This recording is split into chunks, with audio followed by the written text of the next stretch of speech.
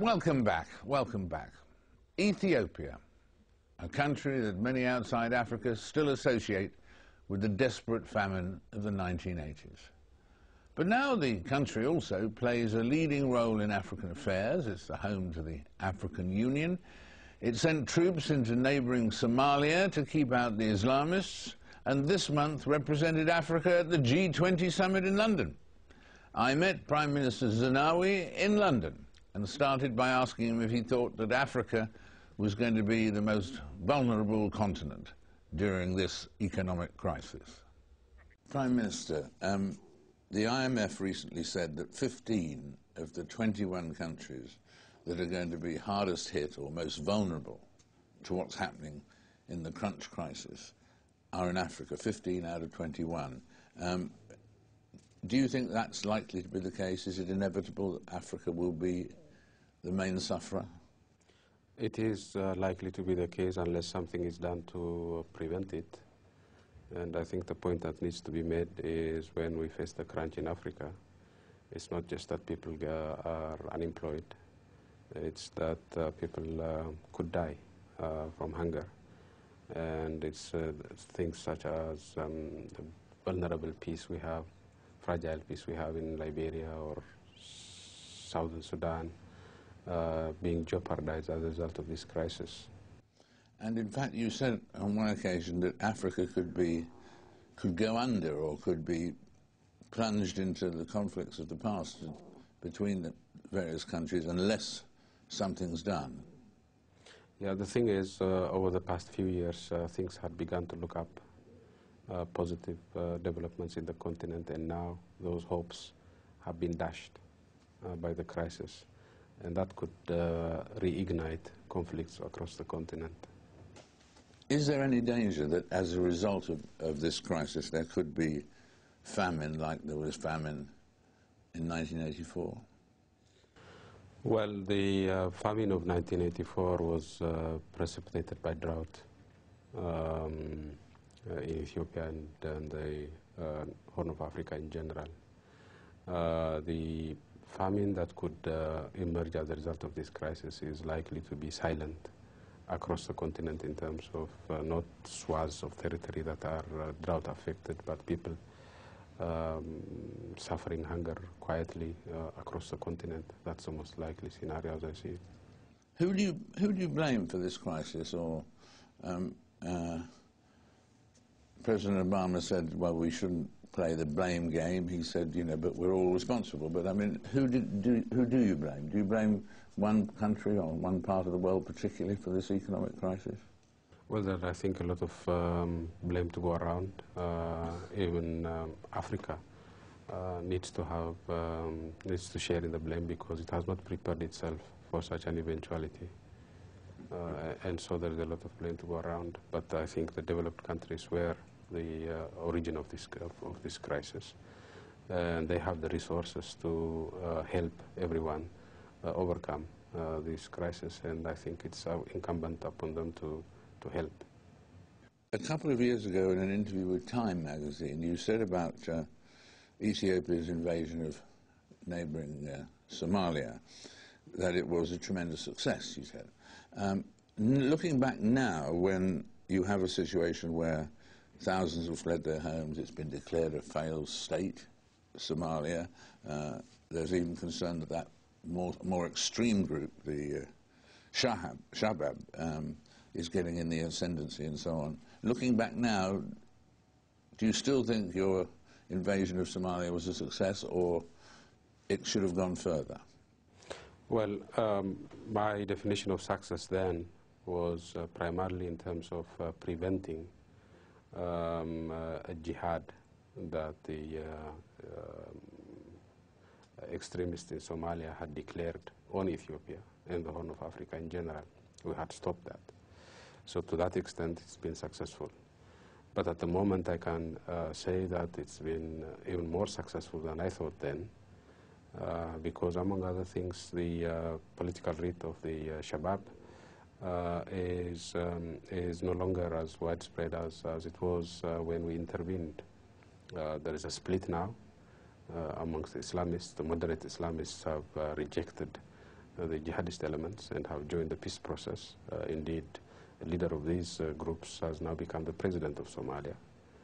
Large swaths of Somalia have resisted and removed forcefully Shabab elements. So I think the political movement is in the direction of further marginalization of the Shabab rather than the influence of the expansion of its influence. Are there any circumstances, Prime Minister, in which you could foresee that your troops would go back into Somalia if something happened? Well, I think we have done what we needed to do, and there is no possibility of us going back again. Definitely not going back. No.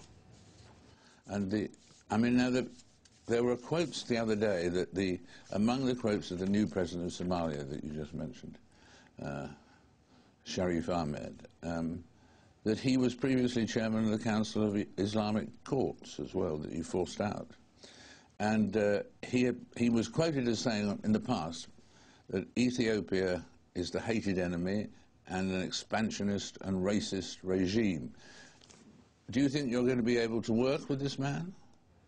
We have already begun to work with this man. He visited us in Addis recently. We agreed that we should help each other out. That may have been his opinion in the past. I'm told that that is not his opinion now. Next year, of course, is Ethiopia's elections, and you have hinted that you may stand down, you may not continue. You've done 15 years, you'll have done 15 years. Are you going to run in the next elections next year? As you know, our elections are parliamentary elections. You don't run for prime ministership, you run for a seat in parliament. And the party decides who becomes a prime minister by electing its leader. So it will be up to our party to decide whether they will find someone to replace me as a prime minister or not. But from your point of view, you're not going to withdraw. You're going to be available again. You're going to run again, and you would accept a fourth term as prime minister?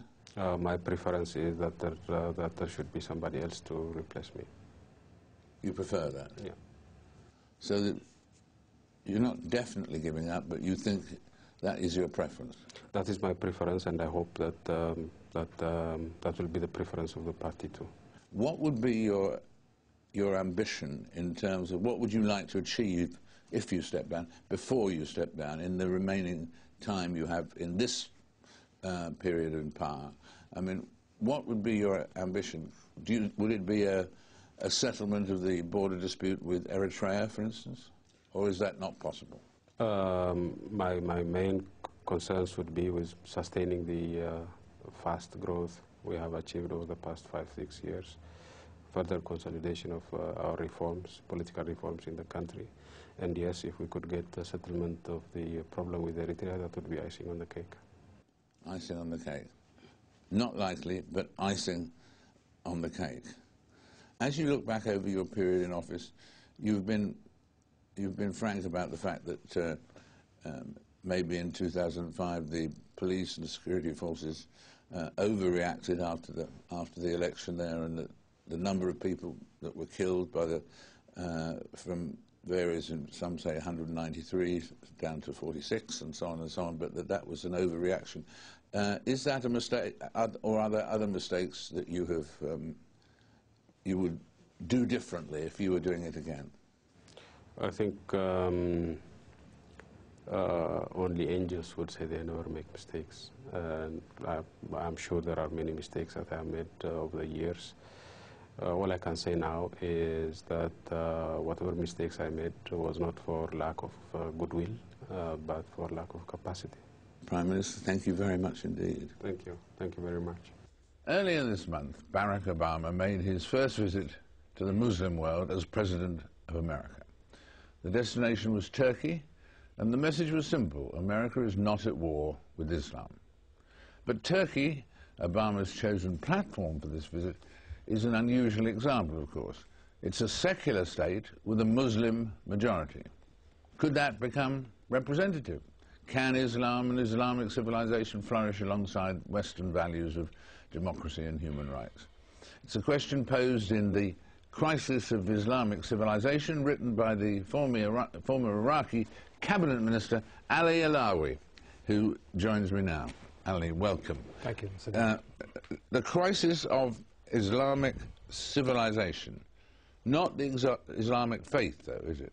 No, I mean, Islam as a faith, as worshipful practice of millions, billions of people, is really appears to be in extremely good shape, and I don't think it's in any form of crisis. It's the outer expressions of Islam in the form of its institutions, organization, laws, the economic relationships that govern societies. All these, though, are in retreat, but the religious aspect of the faith is intact, and I dare say the political manifestations of it, especially in the form of political Islam or Islamism, is in crisis, yes. And one does get the impression that almost it's a battle for survival between Islamic civilization and modernity. I mean, Islam appears to people to be not implacably opposed to modernity, but extremely suspicious of it. Well, it's been not at war, it's been in conflict with modernity since, I suppose, the early 19th century, since the expansion of the imperial West into Muslim lands, and then that was the first wave, physical occupation and conquest and destruction, as it were, of the Islamic political space. The second wave was modernization, and we're now passing through a third wave, which is globalization. At each point of these various crises, Islam has been in conflict with the prevailing worldview. It's not so much a crisis in the form of a conflict, a clash of arms, but it is a different worldview. And that worldview, in my mind, has been thwarted from expressing itself in the outer world and expressing an alternative form of organizing Muslims' outer lives that is not at war with modernity, but different from modernity. Different from? Different, yes. Different in what key way? Well, the roots, I mean, if you look at the roots of modernity, I mean, they lie to a large extent in the Western experience. If you want to look at it in civilizational terms, in the Judeo-Christian, Greco-Roman background to Western civilization.